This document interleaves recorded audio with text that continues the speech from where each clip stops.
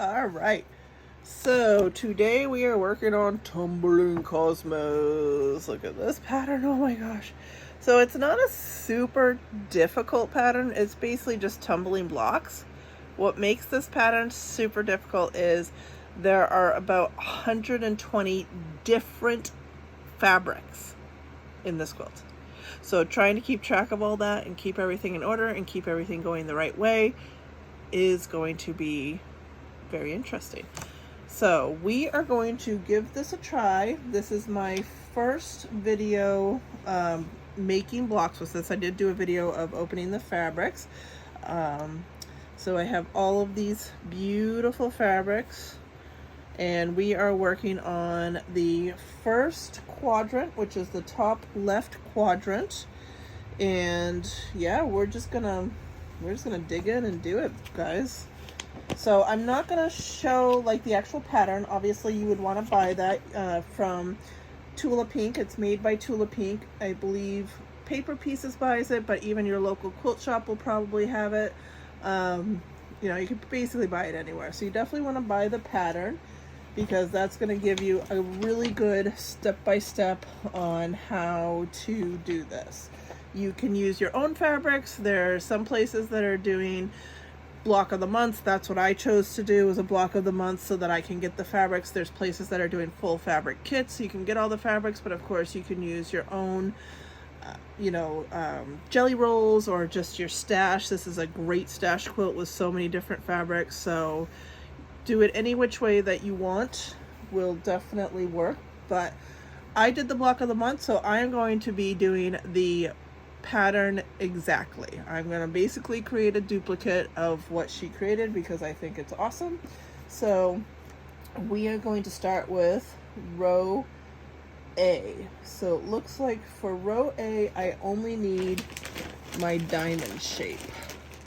So I'm going to need a bunch of my diamond shape. I bagged up. So for this pattern, if you get the pieces from Paper Pieces, they don't come sorted. So you do have to sort them out. So I bagged them all up in my own baggies. And you need 3 diamonds per block. So it looks like I have 6 blocks. And you're gonna have to be a little methodical with these. So I guess I'll start with 3 and then see where that takes us. This is a little bit of a process. Woo! And remember guys, my videos are kind of long because I like to show you every step. So you are quilting with me. This is not a start and stop video. I mean, not that I don't start and stop, but I show everything. It may not be your cup of tea. I'm sure there'll be people out there that'll do a nice short quick video if that's what you would like to see, but that's not what I do here. You can always fast forward as well. There's always an option.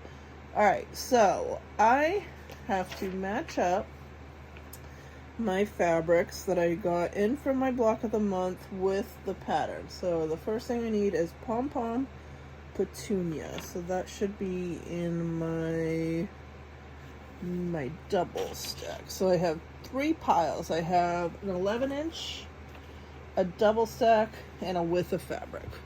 So Pom Pom Petunia should be the 3rd fabric in on my double stack. Okay. All right. So it looks like I need 2 of these for, so I have 3. I don't know if we can see it up there, but I'm going to put my 3 diamonds, my 3 first blocks.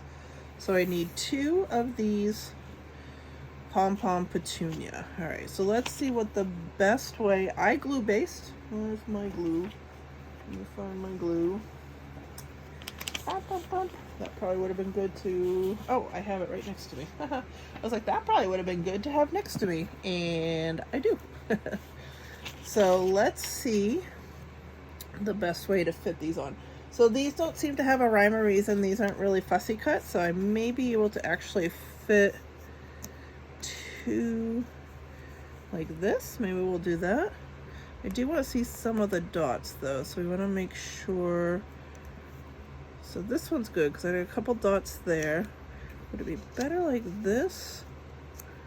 No, because I can't fit 2. Yeah, so it's gonna have to be like this. Okay, so this one's got a big old dot in the middle, so that'll work. I'm not gonna necessarily center it, but it'll give us a good dot there. And then for this one, we'll do like this to use, and yeah, that'll give us a good dot there. We'll cut it off a little bit, so hopefully you can kind of see what I'm doing. So again, this one is not necessarily fussy cut, but we did a little bit. So we'll go ahead and cut this out, because this is going to be one we really want to keep track of. So I think I'm going to do it in bits and pieces. Bits and pieces. So that gives us that. We'll turn this off. I absolutely love this Tula pink fabric. It is so awesome. So, all right, so I'm going to, you know what, I will put these in my pile. And then I'll finish cutting them in a minute. So this was the first block A1, this is block A2, and then I still have 3 fabrics I need for that. Okay, all right. First fabric done. And I'm just trying, with the block of the month, they did like kind of organize all the fabrics and label them and stuff. So I'm trying to keep that together. But obviously, if you're not doing a block a month, you're just using your own fabrics. You can find your own method of keeping track of what's what. Okay, so next I need, so this third block needs a dot 2. So since that happens to be right here, I'll pull that. That is called Pom Pom Iris, and that's what this is, Pom Pom Iris. All right, so Pom Pom Iris, and I just need one of those. So again, we'll just quickly turn this on. So I need one of those here, and again, it's non-directional, so that's fine. So we'll go ahead and we'll do it this way so that if I do need another one, I have plenty of fabric there to do that. And we'll cut this one out real quick.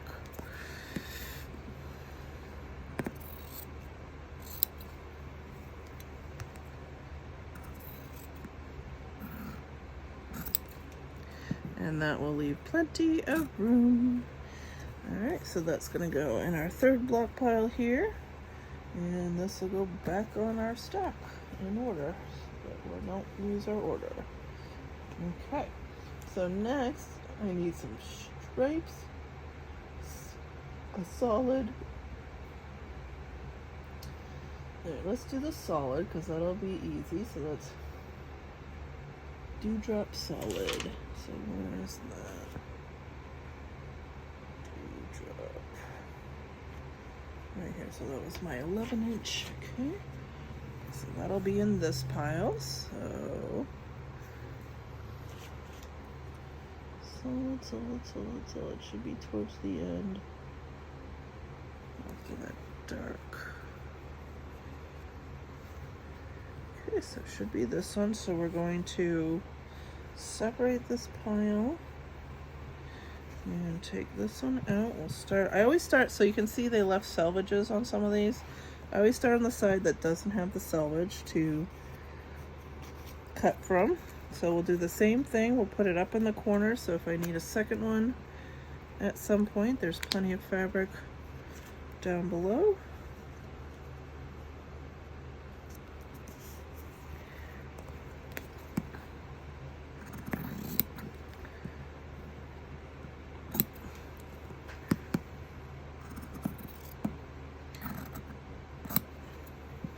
This would be a great scrap buster.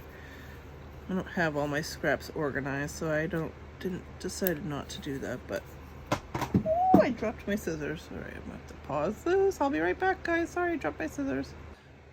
Okay, I recovered my scissors. We're back. Sorry, guys. So next up, let's keep going.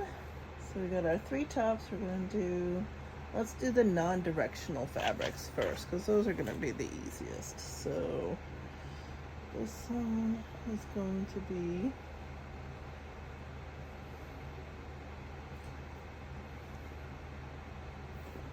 okay, so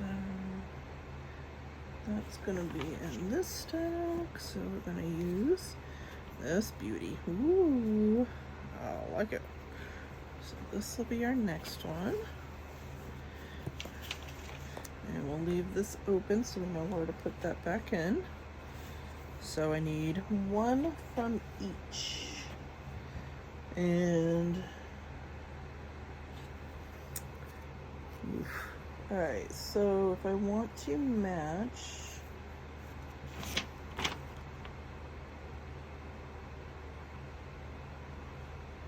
it looks like we're doing more in the reddish area. So I think I'll do it right down the middle here. Try to keep it, like I said, I'm trying to keep it with the, actually, oh, whew, I hate cutting in the middle of the fabric, but this end has the reddish here, so we'll do that. Okay. So we'll go here. That's beautiful. You can see those hexes through there. And then this one, I'm gonna switch it up. I'm gonna pull it out a little bit so that I get some different colors in there. So pull it out like this, and that'll give us a few different colors. Okay, so we'll cut it. We'll just do a rough cut, and then I'll do a fast video of cutting out the rest.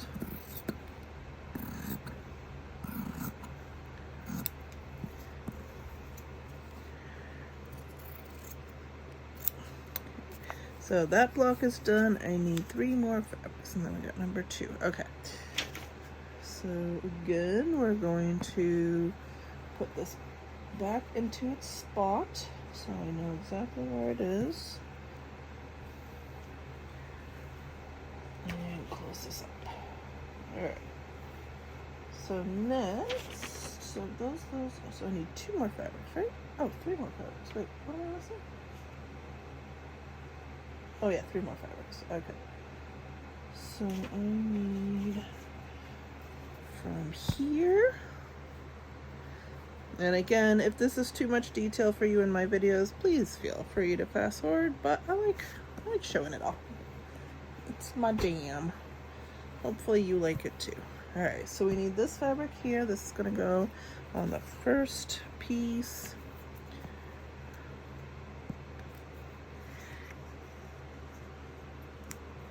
I just have one of those right now. So I'm sure this is probably not the most efficient way to do this.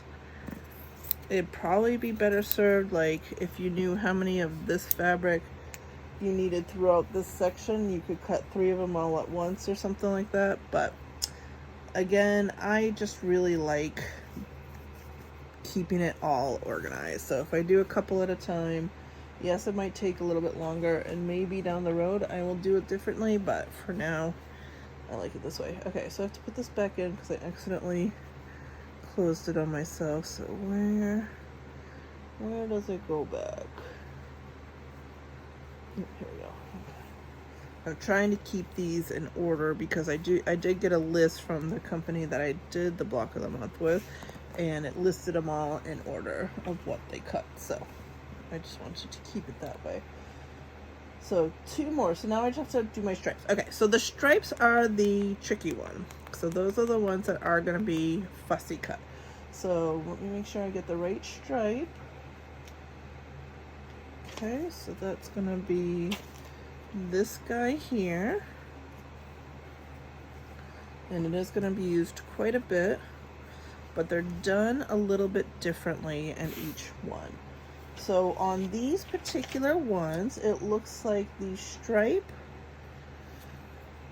is done where it is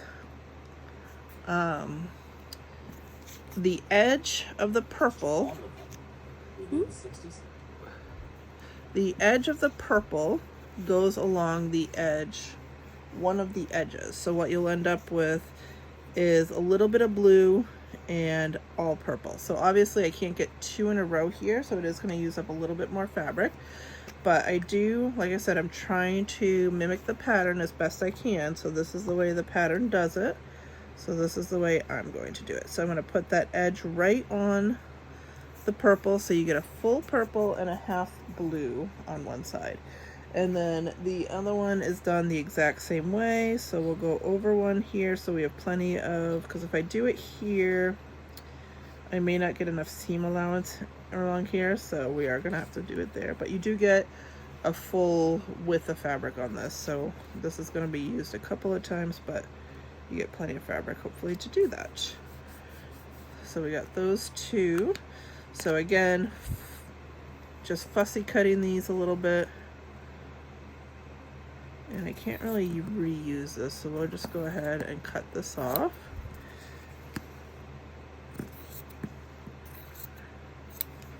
Okay, so those are all the first three blocks. And I will go ahead and fold up this fabric and put it back in my stack so that I know where we're going with this. And fold it into each other. How did this work?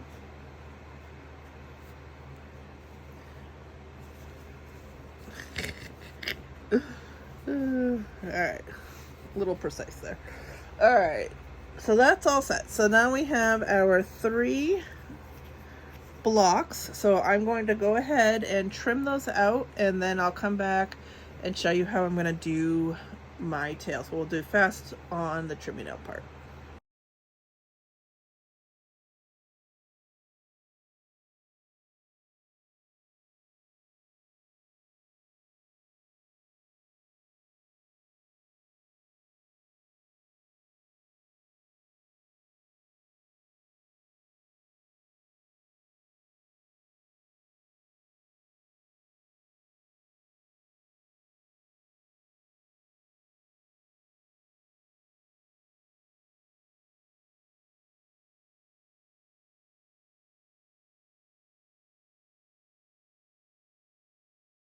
So we have the first three blocks, and you know what, I was thinking about it while I was doing this. I may try to, at least for this top left section, like if I know I need 10 of a certain fabric, if it's especially if it's a non-directional, I'll try to do that. But I figured I'd do this first three this way just so that we can ease ourselves in.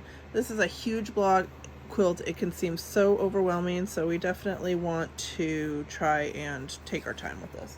So for this one, you're gonna go this way, this way. All right, so this is gonna be your block here. So we wanna lay these out before we do our ears. So we'll lay out all three. And this has the purple down. Okay, so purple is worked out, which is good. The stripes are right. So then we got this. This is our top. And this is our, all right. So when I do diamonds, I do like to have my ears all go the same direction. So in order for that to work, I have to think about, because you have to remember that you're gonna be connecting two pieces down this way as well. So if I do the tops with the ears going down, these with the ears going this way, those can't go this way, they'd have to go this way, which wouldn't work. So I don't know if I can do my ears all going the same direction. Because if we did ears this way, or maybe they go into each other. So ears up, ears down. I think I have to do my ears going opposite directions because I can't think of how they would. Because if both my ears go down here, that means I can't have ears coming up this way.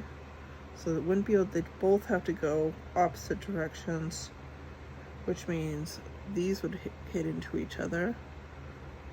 And you would hit into, well, the bottoms wouldn't matter, but these sides would hit into each other. So I guess I'm gonna have to do one way or the other. You know what I'm gonna do is I'm gonna try this block with all the ears going the same direction, and I'm gonna do this block with the ears going the opposite direction just to test it out and see which one I like better. and I'll do that in fast play, and I can always re-glue my ears on whichever one I don't think works. So that's what we're gonna try. We're gonna test this out. That's why I'm just doing a couple to start. So we'll test that out and see where we come.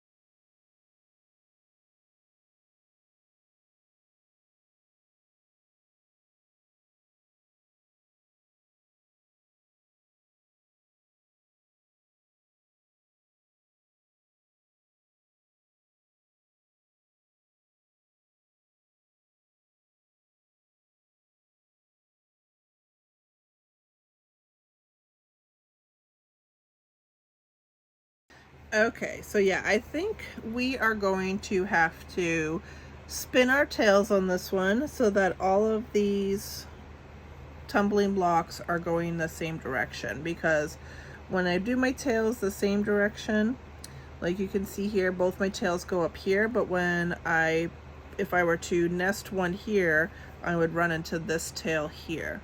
So I don't think that that's possible to not spin them. So although it's funny because Tula is usually the one that has the tails go the same direction, but I guess a pattern is a pattern. She can't change that. So the tumbling blocks do have to spin.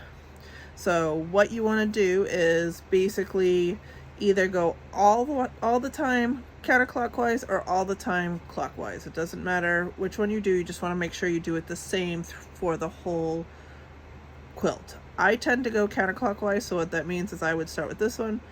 Sorry, you'd have to start up at the top, so you can't do the same side because that will make your points go the same direction. So you start at the top, then this, then this, then this. So that's the way you'd have to go. Okay, so if you do that, that'll make your tail spin, and if you do it consistently, it'll make them spin all in the same direction. So that's what we're going to do. So I'm going to change these ones and then finish these ones, and then we'll show you the 3 kind of put together that we started and keep going.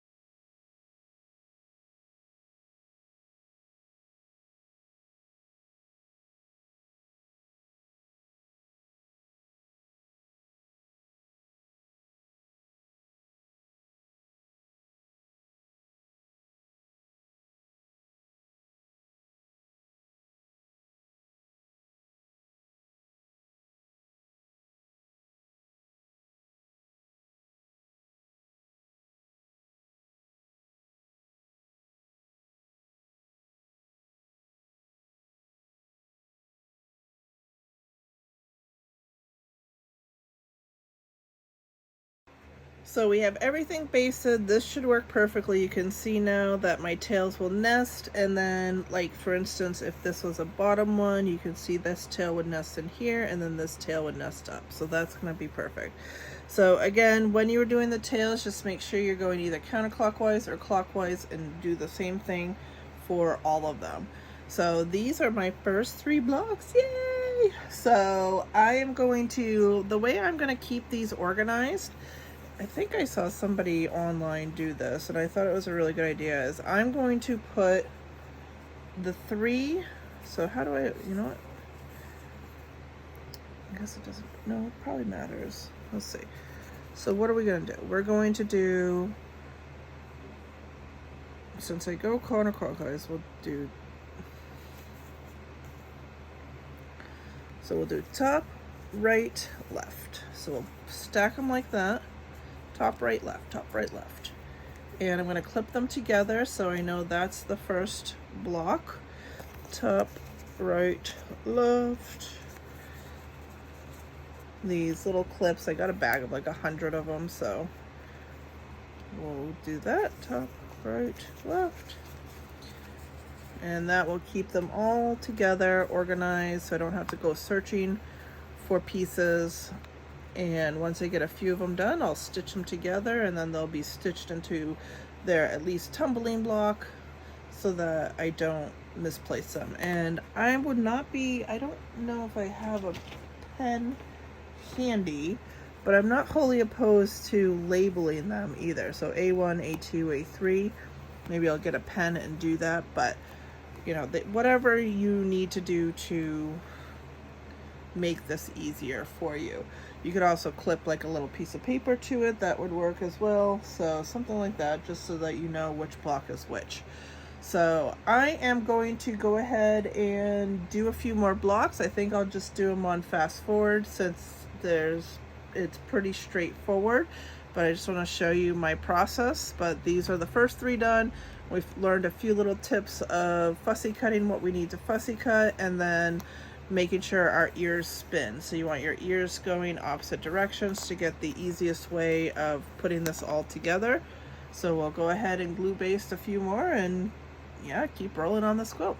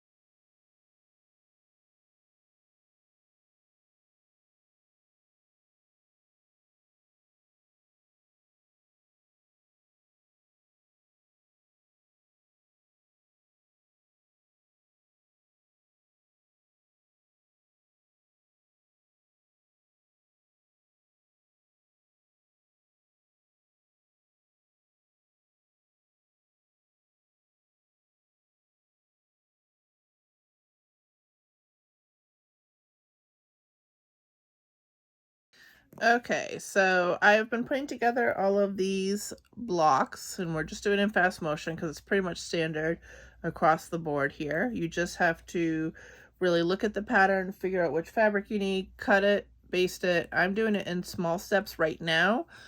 Going forward, as we're doing more of this this quilt, I may do bigger steps, but we'll see.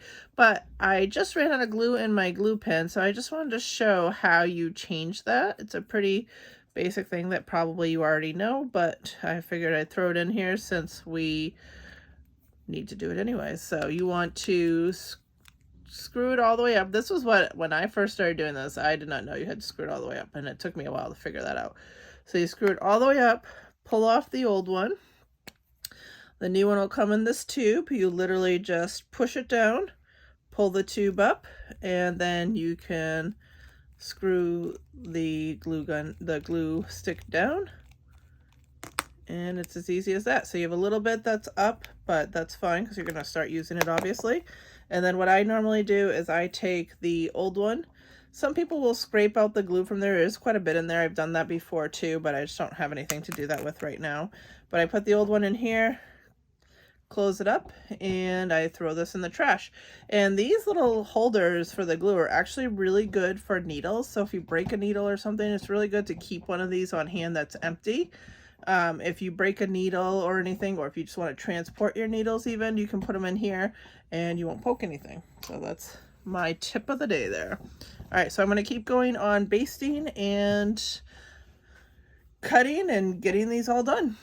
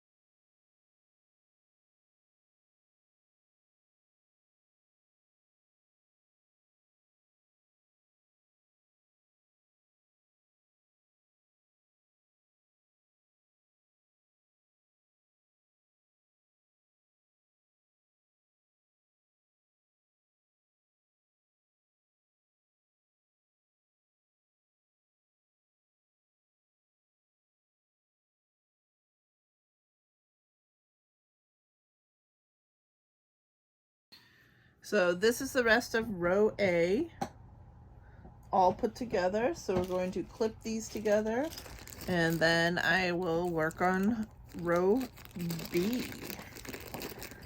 So row B had a lot of different fabrics. So we will get that going. I didn't cut out too many yet, so I know it was top, left, right. That's what we were trying to do. Oh, that was right. This is top. This is top, left, right. Huh. Jeez, can't even organize. So we're just gonna clip these together, top, left, right, so that the blocks are all together, and then I will stitch them together according to the pattern. And yeah, I mean, it seems like an overwhelming quilt, but if you just take it in small bites, you know, as they say, how do you eat an elephant? One bite at a time. You just take it in small bites and you will definitely get there. So we have our first 6 blocks all basted and ready to go, and then I just have to stitch them together, and that'll be our first row. So we'll just keep going at it. So row B and C are basically going to be exactly the same as row A. I just wanted to show you the whole process for row A to kind of give you an idea of how it works. But I'm going to go ahead and baste and group together row B and C. I'm not going to necessarily record that because they are exactly the same. Row D does have some special blocks in it, so I will show you that block. That row when I do it, but we're just going to keep going, and then I'll show you how I stitch these together as well in another video. But I wanted to go ahead and end this video so that I can get it posted. So thank you for watching. Please subscribe to YouTube for me because I don't post these videos on a consistent basis, so it's sporadic whenever I get a chance to quilt. This isn't my full-time job by any means, just something fun that I do in my free time. So it's very sporadic when these videos are posted, so if you subscribe, then you'll be alerted by YouTube when I do post a new video, and we'll keep plugging along on this quilt. But honestly, guys, it's pretty straightforward. If you just pull the fabrics, follow the pattern, it tells you exactly, if you're trying to do it exactly to the pattern like I am, it'll tell you the exact fabrics. If you're wavering from the pattern and trying to use your own fabrics, just remember to use, it's a light fabric on the top, a medium value fabric on the right, and a dark value fabric on the left. And if you're unsure of values, take a picture, turn it into black and white, and it'll be really clear if it's a light, medium, or dark value. So that'll help you a lot as well when you're choosing your own fabrics for this. So hopefully this video was a help. I know it was a longer one, but I just want to show you all the steps, and we will see you in the next video. Thanks, everybody.